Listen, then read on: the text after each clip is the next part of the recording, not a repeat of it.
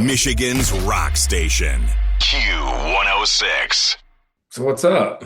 Eric Bass, my spirits are up and they're high as hell, man, because I caught you in Shinedown last night in Grand Rapids. And for my fam who's watching right now, if you weren't able to make it to Grand Rapids last night, you need to be in Detroit on July 25th at Little Caesars Arena. This band is, wait for it, hot and ready to deliver the show. See what I did there? Lots of heat, man. There you go. There you go. Well, yeah, no doubt, right? No doubt. So I will say, though, I do hope the Little Caesars Arena security is able to. I did spot a couple of things last night, and it happened twice. Okay. So during 365 and during Symptom of Being Human, somebody was chopping onions right next to me. I don't know how they got an onion and knives and cutting boards, but both times, I don't know, my eyes started watering. I don't know what's happening here. I'm there with my kid. I'm like, I'm not crying, you're crying. Well, man, it was awesome having you guys out last night, man. I'm glad you had fun. Dude, it was an incredible performance. That was my kid's very first time seeing Shinedown. They had they like wrote the lyrics to Second Chance, and they were telling me this because I would never creep my kid's diary. But my kid's like, I used to write the lyrics to this in my middle school diary, and I'm like, thank you for making the cold chill of mortality creep up my spine again, kiddo. Fantastic. Like I did, like we get people now that are like, or I call them kids, they're not kids, but they're like, I've been listening to you my whole life, and it's like, wait a minute, what do you mean? Oh no, you feel like you're being Thanos snapped out of existence. Yeah, well, yeah. I mean, man, it's honestly, man, I've had to, I turned 50 in October, and I've had to just start thinking about it as a blessing, man. I mean, like, Right. What a blessing that I'm in, I'm not old, but I'm getting older, and there are kids that are coming to our shows and enjoying our music, and yeah, man, they've only known a world with Shinedown in it. That's pretty cool, man. Right. So, Well, they need to get to know a world that has I Had a Name in it, because this album, man. So your homie Zach, he was in our studio a couple of weeks back, sure. and the subject of the album came up. He's like, dude, album of the year. And I'm like, okay, all right, cool. All right. I mean, you got to blow up your friends, right? Absolutely. So I'm at the gym, and I'm like, I'm trying to do like the self-care thing. So you and I very much intersect on, dude, the depression, the struggle is real, fam. Yes, sir. So like trying to do that self-care, and I'm like, all right, I need to listen to something for pleasure instead of listening in work mode all the time. Mm-hmm. Like, that's the thing, dude. Like doing what I do for a living, it's like I listen to music as a professional now. It's like, well, this is the algorithm and whatever. But I'm like, I want to listen to something for pleasure. And this record, I was not ready, dude. This thing is a ride. There are so many sounds, so many vibes. Like there's musicals in here. There's trap beats that are working their way in. You are a mad scientist, sir. Oh, and my kid was always a theater kid, and I'm like, kiddo, you need to listen to this. This man's musicality is top tier. And the graphic novel. I need to know more about these characters, my guy. What's the timeline on that? I got it. Yeah, my goal is to have it out by the end of the year. It's really just kind of caught up in artwork at this point, and really, I'm wanting to do something. Well, so my great friend Rob Pryor, who's helped me with the artwork so far. If you have the vinyl, those are the character drawings on the inside, or is his artwork, and his apprentices as well at his studio have helped me a ton with it. But we were talking about trying to find, an artist for the graphic novel, because he's been in that world, man. I mean, he's been a comic book and fantasy artist, but he's become more of a pop culture artist. Like he travels all over the world and paints live and does this whole thing. It really just, and his last name is spelled Prior, not YOR. So look up Rob Pryor. I think it's Prior to Art is his number 2. I think is his Instagram. But just a phenomenal artist, and again, probably one of my best friends. I ain't probably one of my best friends. But I'm talking to him about it, and I'm like, what are we gonna do? He goes, well, what do you think about, and I don't want to give it all away, but he came up with this idea, and I'm like, man, that's intense, but the workload falls on him at that point, right? Right. And so we're working through that, but the timeline, I would love for it to be out by the end of the year. If not, I mean, it's coming is the thing, and it's just originally my idea was to have the album and the book out at the same time, and But, timing being what it is, and yeah, I just didn't want to sit on the record any longer, so we went ahead and put the record out, and the graphic novel will be out soon. And the interesting thing is that when the graphic novel comes out, it's just the first part of the story. I mean, there are going to be probably four graphic novels for this whole thing. So it's a story that's very near and dear to my heart. These characters are very near and dear to my heart, and they're all a piece of me. And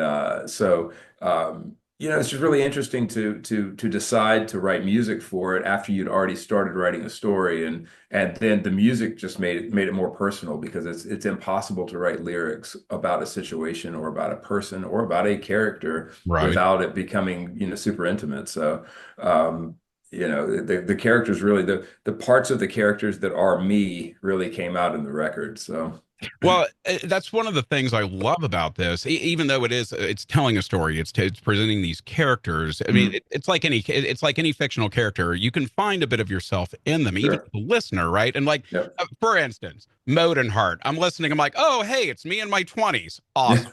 Yeah, right. Right. Dude, yeah. I mean, it's that's the thing, man, is each one of these characters, when I really started writing the lyrics, I realized how much of I was just writing this autobiographical thing. And I was doing it through characters because maybe honestly, man, maybe I was and I'm not saying this is the case, but I don't know if I could have done it if I had just sat down and written a record and been super personal about it myself. I don't know if I would have been able to kind of shed that skin and been able to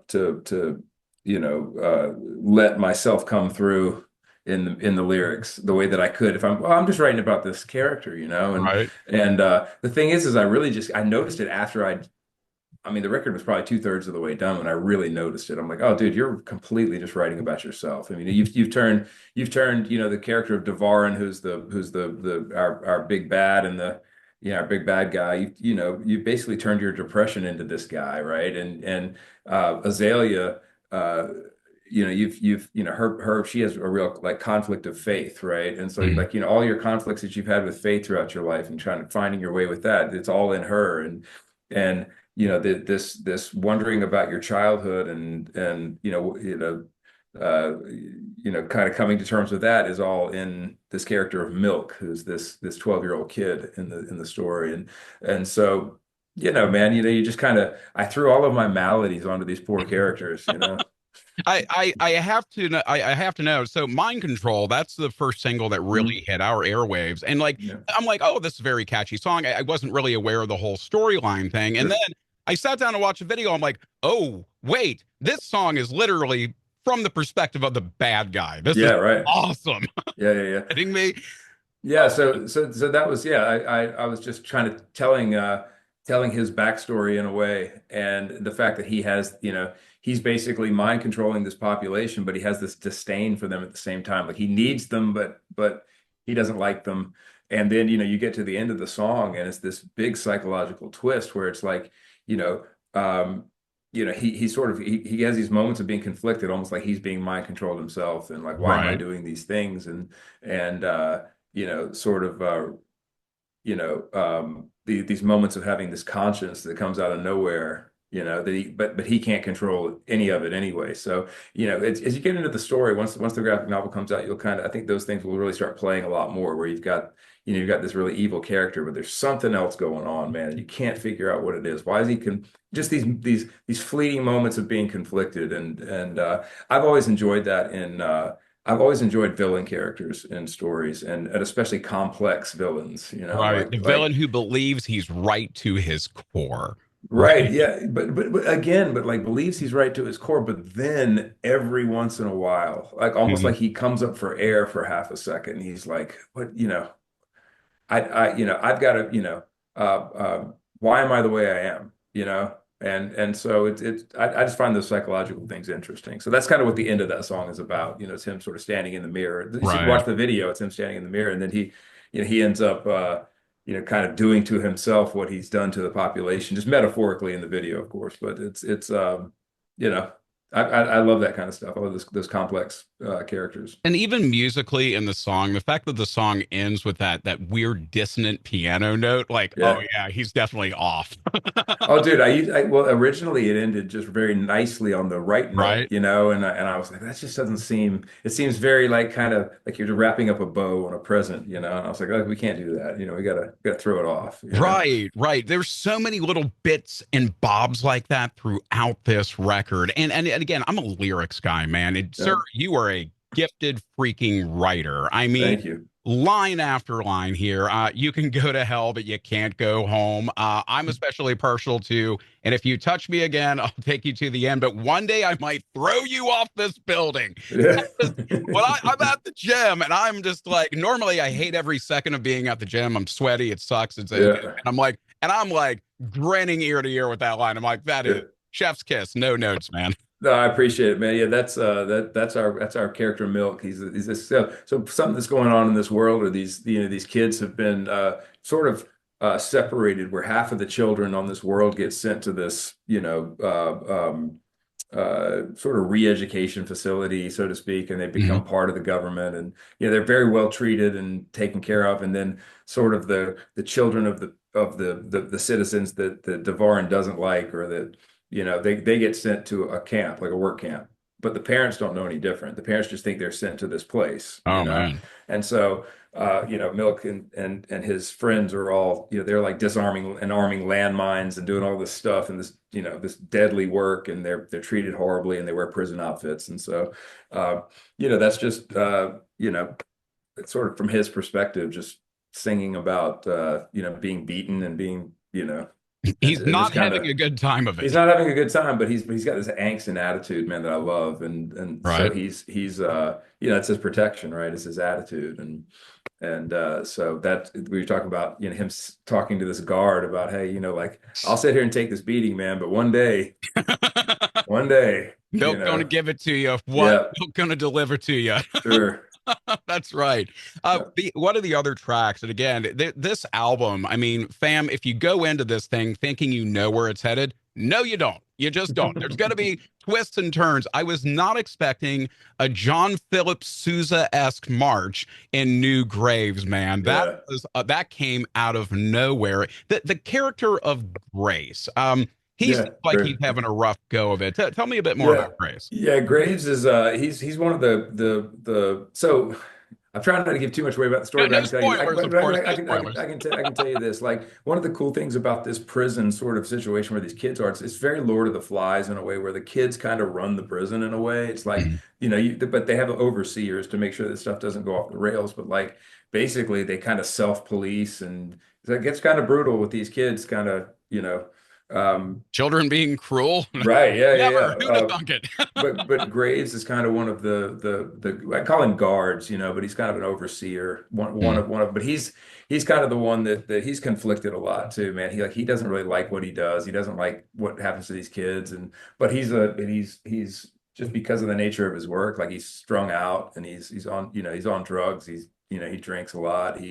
But he wants to be a better person, and so he just kind of begrudgingly does his thing, but like, he kind of helps the kids out here and there. So he's an interesting character. Again, man, this nuance of, like, there is no black and white. There are no Right. there are no white hats. Everybody's there are lots of gray hats. Right. Good and bad, all wrapped up into one thing, and sort of anti-heroes, and again, complex villains, and you never and I feel like when you create a story like that, you're really creating something where people have no idea what's going to happen. And to me, it's like, that's something again, I'm not professing to be this great story writer or anything. I just know that nowadays, it's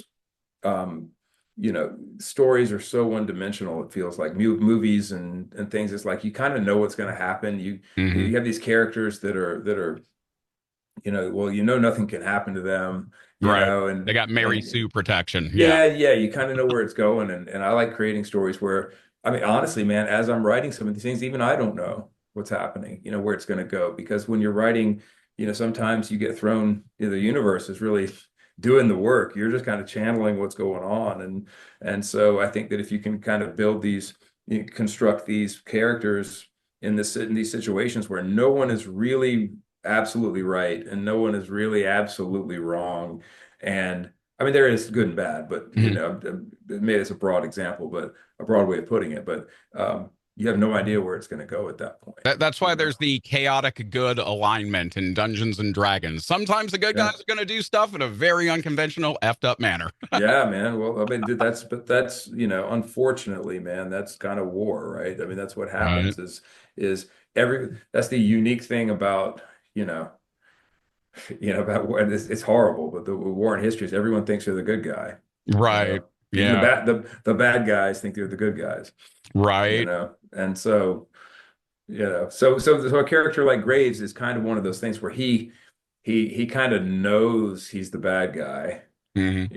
but he doesn't really have a choice in the matter. It's like, well, Right. I can either be the bad guy or I can, disappear. And so, I can be disappeared. Right. So, Right. so he does his best to kind of help the kids out here and there where he can, but he's kind of the only one of the only lights that they have in there, and he's very dim, I was So gonna say that's one of them 20-watt bulbs. yeah.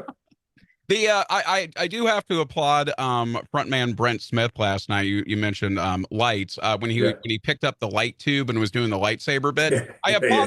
I applaud his restraint for not going with the I see your Schwartz is as big as mine from Right. Spaceballs. I mean, it was right there, and he could have gone for it. It is right. Yeah, I probably should say something. That'd be funny. Yeah, man. Dude, we had some human moments last night in the show. We had to start a song over again. That's been one of the interesting things about this Shinedown tour has been playing. We have that B stage section that we're doing, and we're playing songs we don't play very often, or in forms that we don't normally play them anyway. And it's kind of tightrope walking in a fun way. It's like, and one of the great things about becoming more mature as a performer is, you kind of realize that it's okay to like, well, if this doesn't go quite well, like what's going to happen? Like it's not going to Right. end your career. We're at that point anyway, where it's like, but of course we're striving to be great. But we we played the song Atlas Falls last night for the first time as a band. We Mhm. we recorded it, but we never played it, and we were just doing this acoustic version of it. But we started into it, and I didn't have Zach's guitar in my monitors, and it was kind of Brent's trying to remember the lyrics, and so we just stopped, got that stuff fixed, started it again. It went a little better the second time. Um, I've enjoyed that part about it, to be honest with you. The things that used to scare the crap out of me, man, was like, oh no, like we're gonna mess up, and now it's like, hey man, we're trying something trying something we haven't done in front of 10,000 people. Let's see how it goes. Right. But Yeah. it's organic, it's authentic, and Yeah. that's what's always brought people to the Shinedown camp. And again, getting back to I Had a Name, Mm. even though it's set in this post-apocalyptic or post a dystopian type of setting, the Hmm. characters are all still very human and again very Yeah. relatable. And I see lines from from New Graves, I see lines in Modenheart, and I'm like, oh, I felt that, Yeah. and Well, that that was, I mean, look, intentional. I mean, I wanted to make a concept record, and I wanted to make a record that was telling the story, but at the same time, I didn't want it to be one of these like on the nose concept records that's just telling you the story. Like this happened, right, and then this happens, and then this happens, and he walks over here, and she does this, and because for me, it's like you know, that's sort of that's the uninteresting stuff, like I want to know. So what I did instead was I took snapshots from the story, Mhm. and they're just moments that happened during this story, and wrote songs about them the same way I would if I was writing a Shinedown song about something I saw on the street or somebody I know, or a song like 365 when we're experiencing loss. Like you're trying Yeah. to articulate these things, and so I really wanted to write lyrics in a way that yes, I'm telling a story about characters and I'm talking about this off earth place, but when people listen to the songs, they can hear themselves in it, and they can you know Right, get right, get some healing from it, man. So music's about healing. I said, yeah, I don't care if you're in a mosh pit or crying in the car in the driveway. It's like right. music's there to help you heal. And so um I definitely wanted to there are a couple of songs like New Gods of War and that are kind of laying out a story, sort of, Hmm. laying out sort of introducing the World Unseen, which is the first track, kind of laying out this landscape that we're in. But, kind of after that happens, it's like, okay, I've introduced you to this world. Now these are who the people are, and this is where they are as people, Right. and that's what was really important to me was to kind of relay that the human element because people are just listening to a record. I want them to feel something. That's the great thing about songs, man. You listen to a song, you're like, I feel that, I felt that, I know what that Right. is, or I felt that and I never had anybody articulate it before. Right. I And mean, as much as I love the storytelling behind King Diamond's Them, it's tough for me to relate as a person to spooky haunted house grandma. So, right, whereas yes, this, absolutely. the But greatest, yeah. and I'm not here to that's someone's art, and Oh, yeah, yeah, they're yeah, happy yeah. and they love it. I'm No, not it's here to it's critique great that, art, but but it's great art, but it hits a different note, you know, and yeah, yeah. Well, it's it's that, like, like Pink Floyd was always good at that, man. They were good oh, at yeah. writing these thematic records but you hear a song like Comfortably Numb and you're like, oh man, Right. like I feel that, Exactly. and Exactly. that was the point with these songs was to and just being a lyricist and Shinedown for so long, it's like that's who we are. We want to tell stories. We want to strike chords with people, and so that's just naturally going to be there for me. Right. I mean, the greatest science fiction has always been not so much about robots and aliens, but about how humanity intersects with this new stuff. It's why a show like Yeah, Black Mirror does so well, yeah, because it's about how humans are interacting with all this fantastic yeah, new tech, man. yeah. And it, Well, yeah, and I mean, think about Star Wars in '77, man. It's like it didn't. Yeah, I mean, it was spaceships and the special effects were awesome, but the people were there for the story. I mean, yeah, that's man. at the end of the day, like it's about the story, and that's become the problem with Star Wars now. Is like that's been forgotten. Right. The stories have the real stories have been forgotten, and I mean they do well every once in a while, but as a whole, this Disney Star Wars thing, come on, let's be honest, Yeah, nah, the be real. storytelling isn't great, you Yeah, know. like as a kid growing up in a little town in the middle of nowhere, dude. I could when Luke Skywalker was like, "I need to get out of here." I'm like, "Yes, all my yes for that." I'm Yeah, right there dude. with you, pal. Right? Yeah, man. I That's want to go just to Tashi Station, and hang out with it. my friends. Like, Yeah, get those yeah, power converters. Let's go. right. Yeah, You everybody know, feels that, man. And that hero's journey that we all, that's the interesting thing, man. It goes back to what I was saying earlier, is everybody sees themselves as a hero in some sort of way. And so when you see us when you watch a Star Wars or you watch a Lord of the Rings or The Hobbit or Matrix or any of that stuff, you put yourself in that you put yourself in that hero's shoes and you're like, that's me. I'm that hero. That's what I want to experience that, right, man. Right. and so there's, you know, and something else that gets forgotten in story writing, I think is this, Monty Python said this, I think it was John Cleese actually was the one who said it. He said, we presupposed a certain level of intelligence in our audience, Yeah, absolutely. and that's something that's been forgotten too. It's like you have to understand that before you start writing, your audience is intelligent. Like they feel things, they know things. There's nuance that you can use, and I think that's been lost too. Where it's like everyone just wants to be so, just throw everything up like, Right. let me make you understand this with, the dialogue just tells you everything that's going on, and it's just like, So much yeah, exposition. The thing yeah, I that's a love great way about of putting it. right. Yeah. The fact that this album happens in snapshots, I couldn't be more excited for the graphic novel because again, I Yeah. need to find out what's happening between these story beats. The Yeah. characters so compelling. The videos do a great job moving the story along as well. Yeah. And dude, I'm so here for it. Please tell me you're doing like comic book conventions when this thing I drops. Yeah, I will be. It'll be very interesting because I'm not in that world. And so this is the interesting thing about this, man, is that like I read comics when I was a kid, but I'm not like a comic nerd. Hmm. I'm like I love comics, and but again, it's like the fact that the universe kind of called me to write a graphic novel is very interesting because Right. I'm sort of like I've had to retroactively research graphic novels and writers, and like I remember for the first, when this idea first popped in my head, I called my great friend Eric Rickard, who's he's been my assistant at my studio forever, and he and I worked on all the Shinedown records together, and I had a name together, and but he gets a monthly delivery of comics, and he always has, to his house. Like he reads all Right. of them, he knows all the stories, and I just said, hey, like I know it's gonna sound weird, but like I think I'm supposed to write this graphic novel, and so like send me like what you think are some of the best writers. Like that's what I was interested in first. I didn't care about the artwork or anything. I wanted to know about who are the great writers, and he sent me a bunch of stuff, and I dug into to books like Saga and some of the Alan Moore stuff, and Oh yeah. just it's art, man, the way these guys write, so it's interesting, and so thinking about going and doing conventions, it's like I almost feel like a fraud in a way, it's like, No, we're but not doing imposter syndrome here, sir. yeah, No imposter syndrome in this dojo. You got yeah, the goods. You belong at the con. Okay. yeah. So I'm definitely going to do that for sure. And Hell again, yeah. again, having someone like Rob, again, Rob Pryor along for the ride, and helping me because he is steeped in that world. I mean, you're talking about a guy who's, you know, done, book covers and,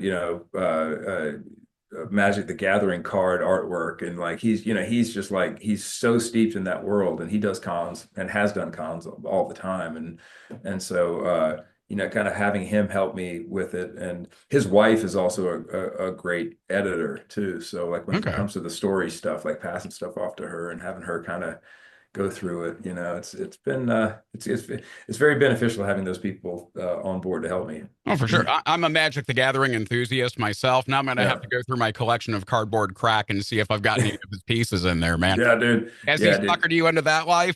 I was, Oh no, he absolutely. I talked to him 2 days ago. He's like, when do you and Barry have 2 days off? Because I'm going to send you a car. I'm going to send you some decks. oh, yeah. I just built three badass decks. I'm going to send them out. And He's doing so you a favor, sir. He's doing yeah, you a favor. I don't have to. Yeah, I just have to build my own decks. It's like there it is. There it is. Oh, I love it. No, that's great. That's fantastic. Now I know where all of your ASCAP BMI revenue is going straight to the cardboard, baby. That's what it is. Well, dude, I cleared out. This is kind of like I went through a phase of not playing anymore, and my nephew is really into it, man, like big Mm. time, and I gifted him like all of my cards at one Oh, point. I was wow. just like, here you go, and like this is all like this is all mid 2000s stuff that I had, and evidently like I gave him a bunch of great stuff because he was like, holy crap, man, because I love playing, but I don't understand all of it. It's kind Gotcha. of an escape for me. So and for Barry and I both, when we were making Amaryllis, we were in Los Angeles just bored out of our minds, and we were like, I've never played this game before, so let's figure it out. So we Oh, started hell playing yeah. we started playing then, and we still play some, but so now I got to recollect, man. I got to get back. There you go. uh, I think if I'm not mistaken, that era that was around Mirrodin block. So yeah, mhm. you gave that kid some good Yeah. stuff. Yeah, there's some good stuff in there, man, for Platinum sure. Angels and Mind Slavers for days. Let's go, man. Yeah, Let's he's very pleased. Hell yeah. Well, Eric, now that I know you're a planeswalker as well, I mean, you already Yeah. have a million cool points thanks to I Had a Name, and now your cool factor has increased a 10 billion fold, man. Well, Uh, thank you. I know you got a lot of this stuff to get to today, man. Again, Yeah. this record, your boy Zach, he was right. This is like I get a terabyte of music sent to me every freaking day, and Wow. this thing, front to back, all killer, no filler, and just a ride I just couldn't have predicted, man. It's just a brilliant composition. Can't wait for the graphic novel. Can't wait to dig into these characters, and we're so glad that you released this into the world, man. It's Barry, such a dope record. I appreciate that, man. It's very nice of you, man. I thank you. And I appreciate Zach too, man. That's awesome that he would say that. Hell So yeah. I Your band, appreciate it. like last night, we're talking to your bandmates, they're so supportive, man. It's very Yeah. cool to see that energy in this band. It really We're is. we're all like that with each other, man. We'd make a horrible reality show because like we all just kind of get along. Right. Uh, it's I mean it's great and it's boring. Right. Yeah, I guess you don't get the Motley Crue dirt biography out of it, but Oh, you do get I mean, it. you might get some books at some point, man, but again, it's going to be just more telling the journey, probably. There's not, I mean, there's stuff in there, man. I mean, we've been through some stuff, but Yeah. it's just it's how you come out of it on the other side. Well, you came out of it with an incredible record. The Shinedown work, I mean, it speaks for itself. The production of last night's show, top notch. My kids' first time seeing Shinedown, they're definitely going to want to see Shinedown again. Awesome. And I should love you that. decide to take this, I had a name on the road, let us know. We totally want to see that go off live. My kid's like, oh, they should do choreo. They could have actors and stuff. I'm like, ooh, yeah. Yeah, I thought about it, man. I think if I'm going to do it, I'm going to do it around a book release, probably. So Okay, yeah. so when the book comes out, that'll be a time to do some shows. So we'll Hell see yeah. how Well, it dude, goes. we await it with bated breath. Eric, thank you so much for your time. Thanks for the great music, man. We'll see you on the road. Safe travels, okay? All right, Terry. Thanks, man. Later, bud. Michigan's rock station. Q106.